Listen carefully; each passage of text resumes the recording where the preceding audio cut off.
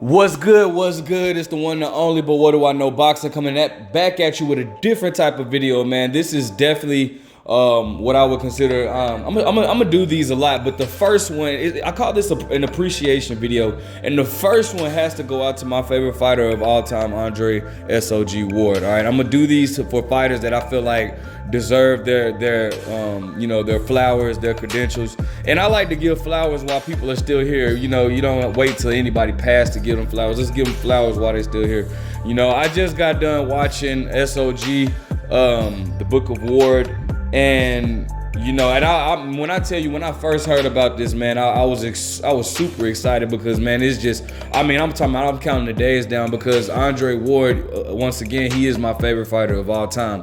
Now, this is a lengthy video, so I don't expect everybody to sit here and listen through the whole video, but I do want to say, man, I feel like I want to get this out at least on here because one of my biggest goals is to meet Andre Ward in life. That's one of my biggest goals. That's one of my biggest accomplishments, that I want to, meet Andre Ward and actually be able to tell him face to face, how much he has gotten me through in life, you know what I'm saying? But until I can get to him in person, hopefully this video would get to Andre Ward, somehow, maybe Andre Ward will see this, and but regardless, listen, I want to say first and foremost, yes, Andre Ward is my favorite fighter of all time. When I say that, a lot of people, they often be like, I've said that in different boxing groups and on Facebook, and you'll get people put the little laughing thing like, "Oh man, are you serious? You got Muhammad Ali, you got Roy Jones, you got Floyd Mayweather, you got Manny Pacquiao, you got all these guys, man, and you're saying Andre Ward's the best." First and foremost, bro, I never understood how you can get so offended by somebody's opinion of a person, but regardless, not once did I ever say Andre Ward is better than Roy Jones. As a matter of fact, Andre Ward himself would never tell you that he's better than Roy Jones. Roy Jones is one of his favorite fighters. Floyd Mayweather is one of his favorite fighters. Bernard Hopkins is one of his favorite fighters. So Andre Ward wouldn't tell you that himself. But this is my favorite fighter. It's no disrespect to the Sugar Ray Leonards. It's no disrespect to the Marvin Hagler, to all these great guys that I've never once said that Andre Ward is greater than, but he's my favorite fighter of all times. First and foremost, let me say this. By the time I got into boxing, Mike Tyson, Muhammad Ali, George Foreman, Sugar Ray Leonard, Sugar Ray Robinson, all these guys' legacies were already solidified. Okay, these guys, all of these guys, their legacies was already done. It's already written in stone. Their fights had already happened. Majority of them, at least, their legacy was solidified. Roy Jones, his legacy wasn't done when I first got into the sport. But Bernard Hopkins, their legacy wasn't done, but they were already, by the time once I got into the sports, their names were already solidified. When I first started watching boxing, actually being able to I've watched boxing all my life. My mom's a big boxing fan. Sugar Shane Mosley, Roy Jones, Lennox Lewis. Those are her favorite fighters or whatnot. But so I've watched boxing my entire life. But however, by the time I was able to grasp boxing, these guys, and actually comprehend and understand it more, these guys already had their legacy solidified. I feel like I was on a journey with Andre Ward, bro. Andre Ward is a special fighter, and he stands out, and he holds a special spot in my life, bro. Because I feel like I was on that journey with Andre Ward, bro. I first even read about Andre Ward when we had he won a gold medal, right? That was the first time I actually read about him, but I didn't, I'm not gonna act like, I was a fan at that moment. No, I was just like, damn, cool, we got an American gold medalist or whatnot, cool. And watching his career grow, I feel like I grew with it. And they did such a great job on his documentary, man. First and foremost, it was just a shout out to everybody that even spoke and was a part of this dude. Andre Ward has a lot of people that really love and care for him that's in different sports, football, NBA, just hip hop icons, man, that sports icons that actually gravitate towards Andre Ward, during his and please, if anybody that's listening to this, man, make sure you watch it, bro. It's definitely worth it because you're gonna see things that you never knew that Andre Ward. I'm gonna speak on some of them, but you'll see things that if you don't respect Andre Ward after that, bro, then it's just clear that you're a hater, bro. But he had guys like Bernard Hopkins, Marshawn Lynch. He had Nazim Richardson, rest in peace. He had Jay Prince, of course. He had Roy Jones, Damian Lillard, Michael Jordan was on there. Michael B. Jordan was on there. You know what I'm saying? Howard White. If you guys don't know who Howard White is, he's actually the president of Jordan Brand. He had Jay-Z. Man, it's just a lot of people that was really, really close with Andre Ward. Man, got to speak. And man, I saw things that I knew. And I saw things that I didn't know, going back to how I feel like I grew with Andre Ward in his career. I knew that his mom was on drugs. Well, no, actually, let me be honest. I didn't know that until after his career was over. But I actually found out late that Andre Ward is actually biracial. I found out late that his father was white and his mom was black or whatnot. He looks exactly like Frank Ward, his father. He looks exactly like his dad. It's identical. But anyways, his mom, Andre Ward being from Oakland, California, bro, growing up, nobody knew this because he didn't glorify any of this during his career, but his mom being on drugs very, very bad and, being addicted to drugs to where she wasn't, able to do for herself. His dad is the reason why he got into boxing and because his dad was a boxer or whatnot and introduced Andre Ward to Virgil Hunter, who end up even taking Andre Ward in after his father passed away because he had a heroin addiction or whatnot. He passed away due to a heart attack, I believe, but his father had a heroin addiction or whatnot. I didn't know any of that until after Andre Ward retired or whatnot, but Virgil Hunter taking him in, and they living with Virgil Hunter or whatnot, and just the relationship between Andre Ward and Virgil Hunter, man, it was a beautiful thing to see. But I didn't know that Andre Ward had that dark side to him. After his pops passed away, Andre Ward sold drugs and he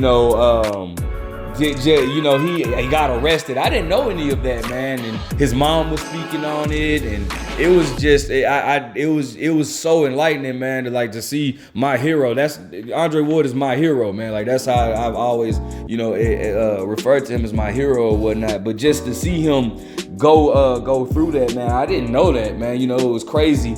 But but what gravitated me towards Andre Ward when I first started really locking in on Andre Ward was, of course, the Super 6 middleweight tournament, man. I've seen a few of Andre Ward's fights. His pro debut was actually, I think it was on a Floyd Mayweather undercard or whatnot. Actually, they spoke on that in the documentary as well. I think it was Floyd versus Sean Bay Mitchell or whatnot. But anyways, but when I really gravitated towards Andre Ward was during the Super 6 middleweight tournament. Now, the first person this man had to fight was Mikkel Kessler, who was the favorite to win the Super 6 middleweight tournament. Mikkel Kessler was the favorite, man. And, people thought that he was going to beat everybody. And the three Americans, who was Andre Ward, Andre Dirrell, and Jermaine Taylor, were basically brought there to be... just to make the show more spicier or whatnot. But Mikkel Kessler was favored to win that tournament, and Andre Ward had to face him first. And that's ironic because in the Olympic Games, Andre Ward actually had the toughest road to the gold medal, man. Having to face the Cubans, the Russians, Andre Ward had the toughest road. So his career was just always built like that. And that's one thing I love, and I appreciate the heck out of Andre Ward, bro, because his career was just he never had the easy road, man. So it was already impressive that he won a gold medal, but you know, him fighting Mikkel Kessler, that's when I really like. That's when I'm like, all right, that's the first time I ever got real nervous for Andre Ward, and that's when I first started realizing, like, bro, I'm becoming a big fan of Andre Ward, and when he beat Mikkel Kessler, man, I'm like, oh man, you know, I'm excited, but it was. The next fight scared the heck out of me, because if you guys follow my channel, you know that I'm also very extremely close with Jermaine Taylor, right? So I'm like, man, bro, like Jermaine Taylor, because if you guys remember in the Super 6, Jermaine Taylor was actually supposed to fight Andre Ward next, right? Jermaine Taylor lost to Arthur Abraham, of course, but he was slated to fight Andre Ward. Andre Ward was, you know, had got past Mikkel Kessler. So him and Jermaine Taylor were gonna fight next, man. I'm like, what the hell? But Jermaine Taylor ended up dropping out of the tournament. Andre Ward faced Alan Green, and you know, beat Alan Green decisively, man. And then you know, Andre Ward, who did he fight after Alan Green? I think it was Sakio Bika, because I can't remember what happened, but he ended up fighting Sakio Bika. And which was a rugged fight, man. I was getting nervous for these fights, right? And then you know, he ended up fighting Arthur Abraham.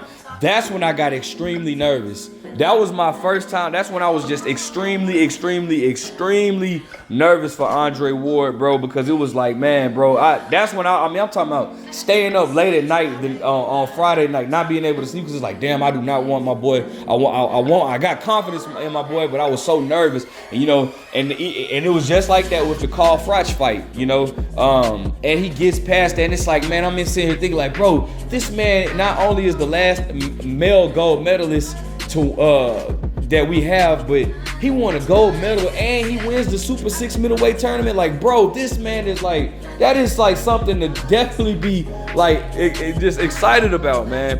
And then, you know, he goes on, you know, he has injuries and promotional issues that they talk about, which actually, you know, it was injuries that he had that a lot of people didn't even know about. Now, I knew about his injury against Carl Froch. A lot of people don't know he actually broke his hand before the fight with Carl Froch. And I knew that at that time. Well, after that fight, I knew it because I was watching videos of him signing autographs, and that's when I first found out that Andre Ward was naturally left-handed. But you could see his hand was like super swole. I mean, really swole.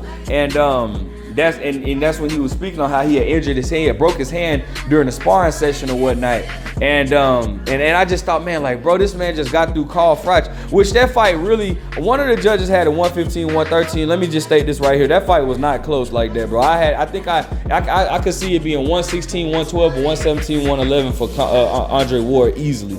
But anyways, you know, just that injury, you know, and then Andre Ward, you know, he has more injuries with his knee or whatnot, and then he has, you know, his issue with with the Goosen or whatnot, Goosen Promotions or whatever. And then, you know, I also remember that he was supposed to fight Kelly Pavlik. It was in sometime 2013, but he had an injury that I was excited because I was like, bro, dude gonna get my revenge for Jermaine Taylor or whatnot. But then, you know, he got injured or whatnot, and he was going through this hiatus, and man, it was just very hard, because it was like, damn, bro.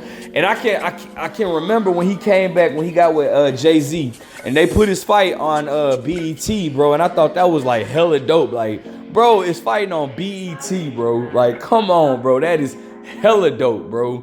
And you know, I remember watching him. And it's just, man, it was a beautiful thing, bro. And I remember he had to fight with, actually before that, he had this fight with Chad Dawson. And I remember a lot of people being like, oh, he fought a drained Chad Dawson. But it's like, bro, Chad Dawson called out Andre Ward, bro. Knowing that Andre Ward fought at 168, Chad Dawson still elected to call him out. And even Max Kellerman, when he called him out, he was like, Andre Ward, the super middleweight champion, Andre Ward. And Chad Dawson was like, yeah, I'll move down. And Andre Ward smoked that man. Smoked him. And I was super excited, super happy, man. And just seeing Andre Ward going through his ups and downs, man, that just like it motivated me so much through my boxing career, bro. It was, man, well, I'll speak on that. Let me finish this out. You know, Andre Ward fighting, you know, and you know, him calling out. They talked about when Triple G, and I always, and this is one of the biggest reasons why, like Triple G was a duck. He ducked the hell out of Andre Ward. I'll never forget Triple G. I'll fight anybody from 154 to 175. I'll knock out anybody from 154 to 175. Then he tried to make a fight with Mikkel Kessler, tried to make a fight with Carl Froch, and Andre Ward's like, well, shit, you trying to fight people that I beat? Why don't you go ahead and fight me? And Triple G made the excuse, we'll fight them at 168, but we'll fight you at 164. And it's like, bro, so you'll move up to fight these guys that I beat, but you won't move up to, you want me to move down to a way I've never fought before. You know what I'm saying? Like, it's one thing, like I said, like normally if I feel like a fighter can't duck a fighter that's not in their weight class, but when you sit there and say things like, I'll move up to 168 and knock out anybody, the same thing that you guys say about Jamal Charlo with David Benavidez, that's the same criteria I hold with Triple G. You know what I'm saying? So yeah, you said you'll move up and fight them, then you try to make fights with them. Now all of a sudden with me, you don't want to move up to 168 to fight me. And they showed the contract that they sent him in the email. It was everything 50-50 split. It wasn't no 60-40, no 70. It was a 50-50 split, everything. And Triple G even stated in an interview that's still on YouTube. Nah, Andre Ward, he's too much right now. Maybe in the future, but he's too much for me right now. Yeah, bro. Yeah. Triple G ducked Andre Ward. So HBO was pushing Andre Ward to move up to 175 to fight Sergey Kovalev. And anybody that knows boxing, Sergey Kovalev was the boogeyman about nobody wanted to fight that man.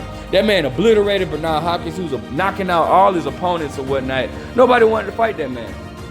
And Andre Ward didn't make no excuses, because the stuff that we seen in this documentary, we didn't even know about. This man was having knee injuries, bro. This man was getting his drainage from his knee. He was getting his knee drained the day of the fight, bro, because it had swelled up so bad. And like, bro, this man has like injuries that he never talked about before and after. And you guys like to sit there and like talk about, oh, we don't like excuses and make excuses. Bro, this man didn't even mention none of that, bro. During the fight, this man's leg was swollen. He was swelled up so bad.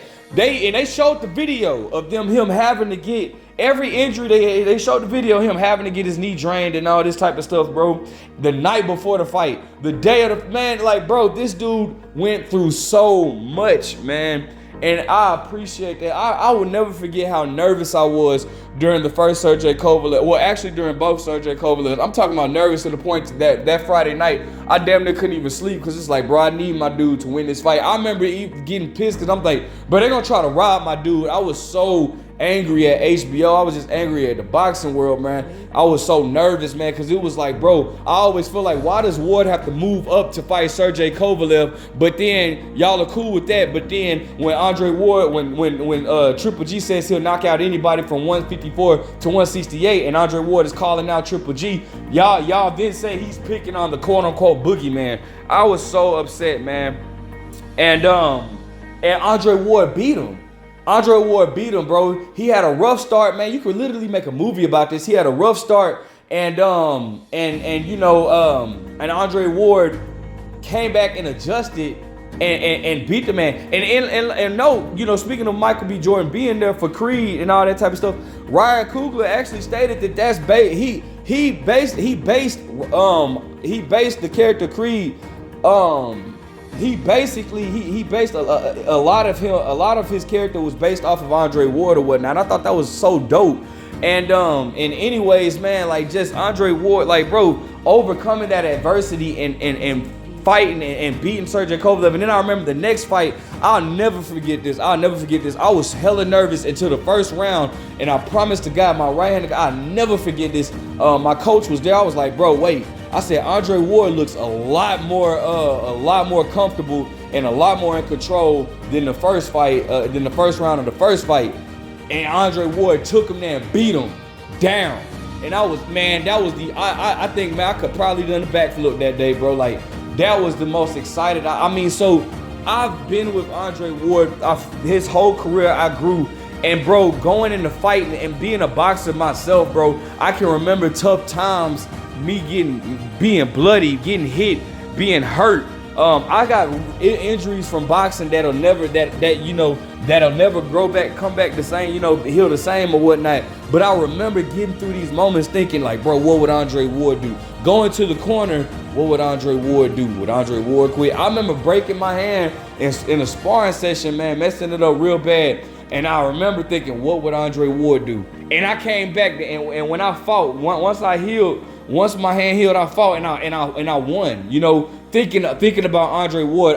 So I want to tell Andre Ward, thank you so much for getting me through these tough times in and outside of the ring, bro. Always thinking, man, like, what would Dre do? Dre wouldn't do what? Dre wouldn't quit. Whenever something tough comes, one of the first things I think about is Andre Ward. What would Dre do? Dre wouldn't quit.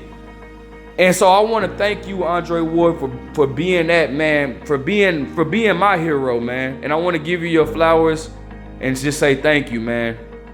Thank you so much. I inboxed Andre Ward once and I told him, man, like, you don't know how much you've got me through, and I'll never forget, he was like, man, that means a lot to me, man. Make sure you keep pushing, champ. And that just meant the world to me, bro. And I just, again, bro, thank you for getting me through them times where, man, it have been times I done got my nose busted, my lip busted, bro, my ribs messed up, bro, and it's just like during the fight, when I go in between the corners, when I'm hurting, and sometimes I don't even feel like, it's times where you be like, damn, why am I doing this? But it's like every single time, it's like I would think, what would Andre Ward do? And it, like, even during the sparring session, I'm sparring heavyweights, what would Andre Ward do? It's a poster of Andre Ward fighting at the Olympics, man. Andre Ward, thank you so much. God bless you, man. And I'm grateful. I'm grateful, man, and for anybody else that you've impacted, I'm pretty sure they feel the same way. Words can't express the gratitude I have for you. This is a pretty long video, so I'm pretty sure nobody's gonna really make it to this point. But the few that do, man, I want to thank you for listening to this video. And this man has just had a great impact in my life. I'll probably never do a video this long again, but anyways, man, let me know what you guys think about the great one. But what do I know?